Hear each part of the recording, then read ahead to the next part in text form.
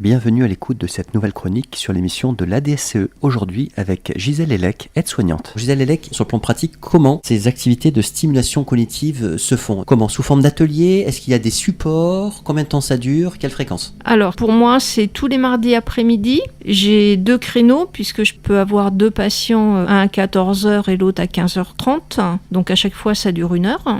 Voilà, donc je me déplace chez la personne, j'ai mon plan d'accompagnement et en fonction de ça et de comment sont les choses chez la personne, chez mon patient, eh bien on organise, on voit par quoi on commence déjà, qu'est-ce qu'il souhaite mettre en priorité en place, qu'est-ce qui le gêne ou sur quoi il est en grande demande. Et puis je fais aussi avec lui, je peux proposer plusieurs solutions sur un même projet, sur un même sujet et puis c'est la personne qui choisit ce qu'elle veut faire.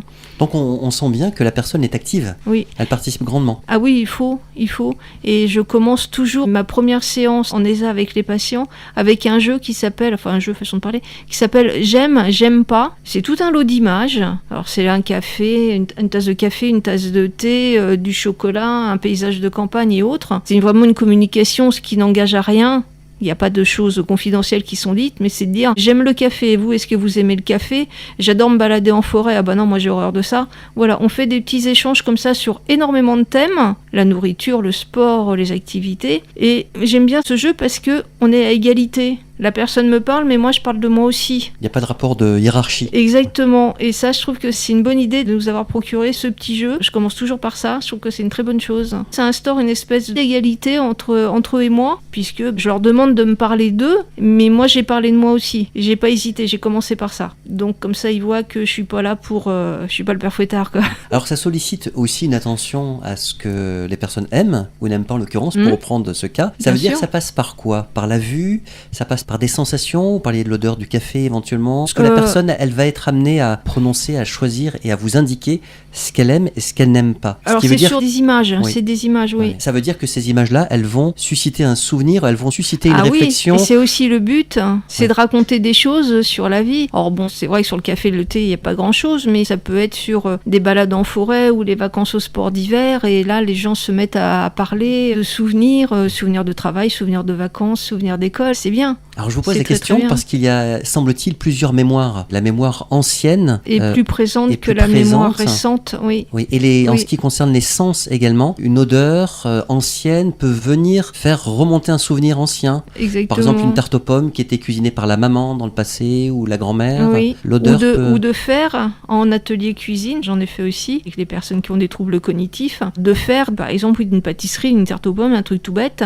Le fait de faire les gestes, ça leur rappelle des choses et quand on est fait aussi quand ça cuit, et là les souvenirs remontent aussi. Oui, j'ai vécu ça aussi. Donc elles sont pleinement participantes, actives. Il y a une idée de mouvement là dans ce que vous venez d'expliquer, et ça se fait avec vous. Oui. Et on comprend bien effectivement la dimension du lien, du regard certainement, d'être avec, et sont essentielles pour que la personne puisse être au bénéfice de cet atelier que vous présentez. Bien sûr, puisqu'en faisant ce genre de choses, la personne se rend compte qu'elle est encore capable de faire des choses. Donc ça la rassure. Il faut faire baisser aussi le niveau de stress qui est très très grand, puisqu'au fond d'elles-mêmes, elles le savent bien, les personnes, que quand elles pourront plus se gérer toutes seules, elles vont aller en EHPAD, elles le savent, elles vont abandonner leur maison, elles le savent. Perte de dépendance, alors, d'indépendance, et perte d'autonomie, comme on dit dans le métier. Et alors là aussi, il y a un autre enjeu qui est éventuellement la prévention de la dépression de la personne âgée aussi qui existe. Oui, ça sert à ça justement, à faire baisser ce risque, même si c'est vrai que c'est quelque chose qui est assez prononcé chez certaines personnes. Ça rejoint ce que vous nous disiez dans l'émission précédente, où vous évoquiez la dignité de la personne lorsque vous intervenez en tant qu'aide-soignante. Et ça, on sent que c'est important pour vous de le conserver. Oui, les gens sont très bien chez eux. Ils sont largement mieux chez eux. Je dis pas que c'est pas bien en EHPAD, mais c'est vrai qu'à la maison, pour avoir travaillé aussi en EHPAD, ça n'a rien à voir. Les gens sont bien mieux chez eux, ils sont plus calmes, ils sont plus détendus, ils sont dans leur environnement, leurs objets, leur vie.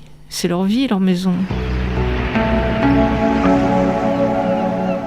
Alors Gisèle Hellec, je vous ai demandé de nous parler de votre travail d'aide-soignante et là, effectivement, de ces activités de stimulation cognitive. Une question qui vous concerne vous maintenant, en tant que professionnel, avec ces 2 volets, ces interventions-là. Quels sont les bénéfices que vous observez à la fois pour les personnes et pour vous aussi en tant qu'intervenante? J'apprends beaucoup de choses sur l'être humain, j'apprends beaucoup de choses sur moi déjà, et je découvre plein de gens passionnants. Parce que les gens, en règle générale, sont passionnants, même si ce sont des petites gens. On a tous des petites vies, mais malgré tout avec des souvenirs très intéressants. Et oui, de découvrir les autres, c'est passionnant. Donc, ils vous renvoient aussi cette énergie. Exactement. Bien, ouais. Exactement. Ah oui, oui. Et ils vous attendent.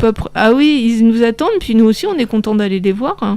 Ce matin, je suis allée voir des patientes, ça faisait longtemps que je les avais pas vues, j'étais très contente. Voilà, quand on parlait d'un travail humain, on est au totalement, cœur. Totalement, Ouais. Ah oui, c'est un des plus beaux métiers du monde, j'ai cette chance. L'après-midi, autrement, on propose aussi aux patients, alors là c'est le côté aide-soignante, de faire des activités avec eux pendant à peu près 1 heure. Et ça peut être des soins esthétiques. On a une collègue qui fait médiation animale, donc qui vient avec son animal chez un de nos patients. On a la réalité virtuelle, on a les activités culturelles.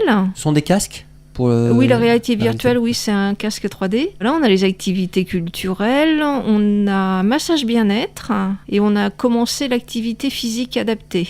Donc voilà, on a 6 activités qu'on propose aux patients et en règle générale, ça passe très bien, ils sont très intéressés. Puisque là, on a une autre casquette, déjà on n'a pas notre blouse pour travailler, donc c'est vraiment de la détente. Là aussi, ça renforce le lien, on parle d'autre chose. Eh bien, grand merci à vous Gisèle Hellec pour la présentation de votre travail, de ces activités où l'humain est au centre, au sein de la DSCE notamment. La prochaine fois, eh bien, c'est un collègue à vous, Sébastien Laurent, que j'accueillerai, qui est infirmier coordinateur, donc sur l'antenne de Dinard de la DCE. Au revoir. Merci, au revoir. Le médico-social au domicile. L'ADS Côte d'Émeraude, à vos côtés, au quotidien.